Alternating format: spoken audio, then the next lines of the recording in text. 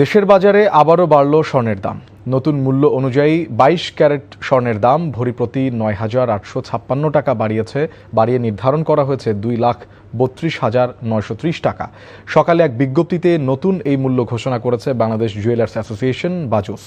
এদিকে ৯,৪৪৮ টাকা বাড়িয়ে ২১ ক্যারেটের এক ভরি স্বর্ণের দাম নির্ধারণ করা হয়েছে ২,২২,৪৯১ টাকা।